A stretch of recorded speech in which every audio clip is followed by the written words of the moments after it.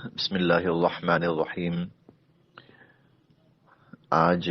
نماز تراویح میں انشاءاللہ العزیز پہلا پارہ 7ویں رکوع سے شروع کیا جائے گا۔ پہلا پارہ مکمل 7ویں رکوع سے آخر تک، اور دوسرا پارہ پہلا نصف، پہلا آدھا تلاوت کیا جائے گا۔ اس سبق میں اللہ رب العزت نے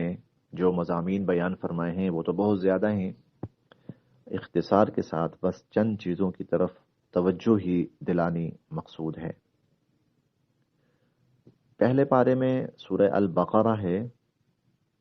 اور سورہ البقرہ یہ بنی اسرائیل کا ایک واقعہ تھا، بقرہ گائے کا، اس نسبت سے اس کا نام سورہ البقرہ رکھا گیا ہے۔ اس گائے کے واقعے میں ایک سبق جو حضور علیہ الصلوۃ والسلام نے بھی تلقین فرمائی ہے کہ انسان کے پاس جو اللہ کا دین پہنچے، جس حالت میں پہنچے، اسے چاہیے کہ وہ اس پہ عمل کرے، غیر ضروری طور پر اس کی تحقیق کرنے کی کوشش کرنا جس کی ضرورت کوئی نہ ہو۔ بنی اسرائیل کو کہا گائے ذبح کرو، کوئی بھی گائے پکڑ کے ذبح کر دیتے، اللہ کا حکم پورا ہو جاتا۔ وہ کہنے لگے گائے کیسی ہو، رنگ کیسا ہو، جسامت کیسی ہو، صفات کیا ہوں۔ نتیجہ کیا ہوا کہ اللہ رب العزت کی طرف سے یہ معاملہ ان کے لیے انتہائی مشکل کر دیا گیا، اور بہت ہی مشکل سے پھر وہ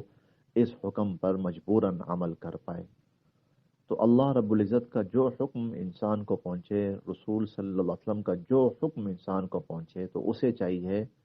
کہ وہ غیر ضروری طور پر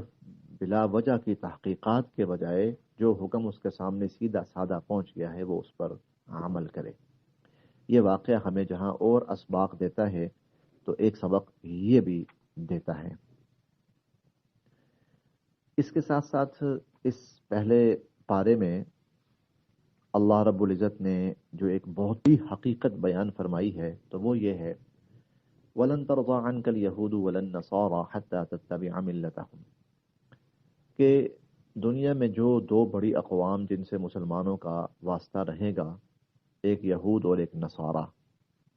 ان دونوں کے بارے میں فرمایا کہ یہ تم سے کبھی بھی راضی نہیں ہوں گے، یہ کبھی بھی تم سے خوش نہیں ہوں گے جب تک تم اپنا دین چھوڑ کر ان کا دین نہ اپنا لو۔ تو ان کا ہدف ہے تمہیں تمہارے دین سے محروم کرنا۔ تو جب تک وہ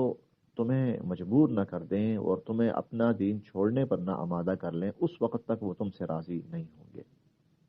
آگے اللہ تعالیٰ فرماتے ہیں کہ قل، آپ فرمائیے، ان ھدی اللہ ھو الھدی، اللہ کی ہدایت اصل ہدایت ہے،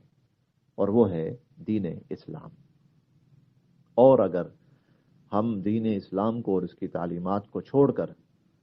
ان کی خواہشات کے پیچھے چلیں گے اور ان کو راضی کرنے اور خوش کرنے کی طرف، تو اس میں پھر دنیا اور آخرت دونوں کی تباہی اور بربادی کے سوا اور کچھ بھی نہیں ہے۔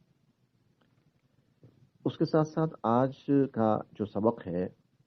اس میں اللہ رب العزت نے ایک بڑی عجیب بات بھی کہہ سکتے ہیں اور بڑی تسلی والی بات بھی کہہ سکتے ہیں۔ وہ یہ فرمائی کہ فَاذْكُرُونِی أَذْكُرْكُمْ، کہ تم مجھے یاد کرو، میں تمہیں یاد کروں گا۔ اللہ رب العزت بندے کو یاد کریں تو اس سے بڑھ کر ایک بندے کی خوش نصیبی کیا ہوگی۔ اللہ تعالیٰ فرماتے ہیں تم مجھے یاد کرو، تو اس کا مطلب یہ ہے کہ ہم اللہ کا ذکر کریں، اللہ کو یاد کریں، اللہ رب العزت کو ہر چیز پر مقدم رکھیں، تو نتیجتاً اللہ رب العزت کی طرف سے وہی معاملہ پھر ہمارے ساتھ بھی ہوگا۔ اللہ پاک ہر خیر میں، ہر بھلائی میں، ہر نعمت میں، ہر راحت میں ہمیں یاد رکھیں گے۔ اور یہ بھی ہم قرآن کریم میں پڑھتے ہیں نسوا اللہ فنسیہم، کہ اگر اللہ کو بھلا دیں گے تو پھر اللہ بھی لوگوں کو اور بندوں کو بھلا دیں گے، اور اللہ پاک ایسی محرومی سے ہمیں محفوظ فرمائیں۔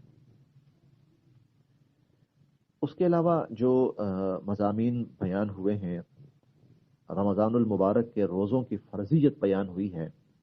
کہ فمن شہید منکم الشہر فلیصم، جو شخص اس رمضان کے مہینے کو پائے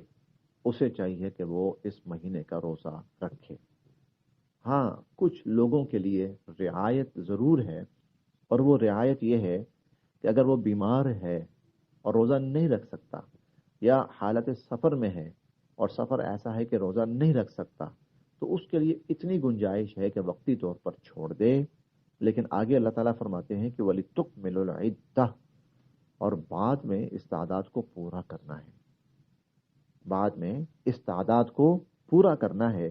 اور یہ جو وقتی طور پر رعایت دی ہے، یہ کیوں ہے؟ یرید اللہ بکم اليسر، اللہ تعالیٰ چاہتے ہیں کہ انسانوں کے ساتھ آسانی کا معاملہ فرمائے۔ اسی طرح اللہ رب العزت نے اس آج جو ہم تلاوت کر رہے ہیں اس میں ایک بات اور بھی ارشاد فرمائی، گو کہ وہ بات حج سے متعلق ہے، حج کے موقع پر، کہ فَإِذَا قَضَيْتُم مَّنَاسِكَكُمْ فَاذْكُرُوا اللَّهَ كَذِكْرِكُمْ آبَاءَكُمْ أَوْ أَشَدَّ ذِكْرًا، کہ جب تم اپنی عبادات پوری کر لو اور حج کے ارکان پورے کر لو تو پھر اللہ کو یاد کرو، جیسا کہ تم کبھی اپنے باپ دادوں کو یاد کیا کرتے تھے، او اشد ذکرا، بلکہ اس سے بھی زیادہ اللہ کو یاد کرو۔ اب بظاہر تو یہ حج کے حوالے سے ہے کہ مشرکین جب حج سے فارغ ہوتے تھے کفار، تو وہ مختلف مقامات پر اپنے اپنے حلقے لگاتے تھے اور وہاں اپنے کاروبار، قبیلے کے اور اپنے آباء و اجداد کے تذکرے کرتے تھے اور ان کے بارے میں مدحیہ اشعار کہتے تھے۔ اللہ رب العزت نے مسلمانوں کو کہا کہ نہیں، ایسے مواقع پر تم نے باپ دادوں کے تذکرے نہیں چھیڑنے، اللہ کو یاد کرو، اس کا ذکر کرو۔ گو یہ آیت ہے تو حج سے متعلق، لیکن اس میں ہمارے لیے ایک سبق اور ایک ہدایت اور ایک نصیحت یہ بھی ہے کہ ہم بھی جب اللہ کے عبادت کے لیے کہیں جمع ہوں، عبادت کر رہے ہوں یا عبادت سے فارغ ہو چکے ہوں، جیسے ہم مسجد میں ہیں،